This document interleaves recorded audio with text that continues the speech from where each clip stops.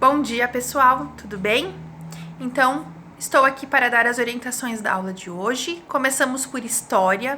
História eu mando o gabarito das questões de sexta-feira para que vocês possam corrigir, relacionadas àquele texto que a gente trabalhou sobre os tropeiros, sobre a ocupação dos espaços, sobre a questão da charqueada, da importância da charqueada, do gado, da criação do gado para a economia do nosso estado.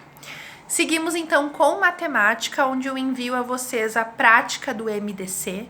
Lembrando que para descobrirmos o máximo divisor comum de dois números, eu preciso multiplicar os divisores que foram comuns, ou seja, que fatoraram, que dividiram tanto um quanto o outro número.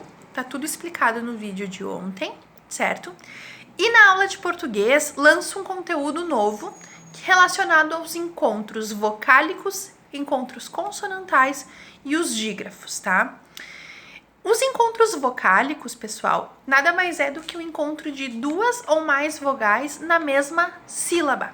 Então, quando a gente tem um encontro vocálico, quando a gente tem mais de duas vogais, mais de uma vogal junta numa sílaba, a gente já tem um encontro vocálico, tá? Eles se dividem em ditongo, tritongo ou hiato. Para que a gente saiba classificar se o encontro vocálico que aconteceu é ditongo, tritongo ou hiato, eu preciso analisar a palavra e separar as palavras em sílabas. Quando eu tiver nessa separação de sílabas duas vogais juntas, a gente tem um ditongo. Quando eu tiver na separação silábica três vogais juntas, a gente tem um tritongo. Mas se nessa separação silábica uma vogal vai para um lado e outra vogal vai para o outro, a gente tem um hiato.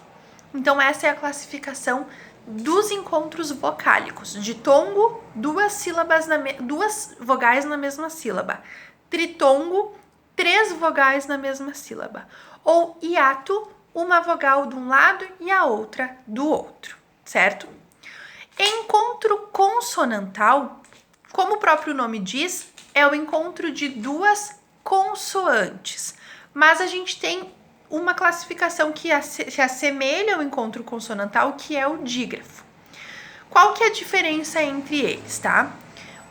O encontro consonantal, tanto faz, ele vai ser sempre encontro consonantal, mesmo separando as sílabas e as consoantes ficarem juntas, ou elas se separarem. Vocês vão ver no texto que eu mandei para vocês, tem bem direitinho isso. Consoantes juntas, consoantes separadas. Só que eu vou classificar o encontro consonantal como um encontro consonantal quando eu pronunciar as duas consoantes que se encontram juntas.